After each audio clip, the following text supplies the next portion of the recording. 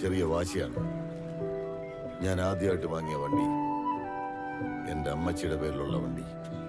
അച്ഛാ, ഇവിടെ ചിലരൊക്കെ അച്ഛനെന്തോ വലിയ അസുഖം വന്ന് വീണ പോലെ പെരുമാറുന്നു. നീ എന്തിനാ പേടിക്കുന്നത്? ഞാൻ ഈ പോകുന്നത് ഈ ലോകത്തിലെ എന്റെ ഏറ്റവും സുരക്ഷിതമായ ഒരിടത്തേക്കാണ്, എന്റെ പാർട്ടി പ്രവർത്തകരുടെ ഇടയിലേക്ക്. അവരുടെ ഇടയിൽ നിൽക്കുമ്പോൾ എനിക്കൊരു ചുക്ക് സംഭവിക്കില്ല. ഇനി ആരെങ്കിലും എന്നെ എന്തെങ്കിലും ചെയ്തു കളയാമെന്ന് വെച്ച് വന്നാലും രക്ഷിക്കാൻ ഒരുത്തൻ ആ കൂട്ടത്തിലുണ്ടാവും.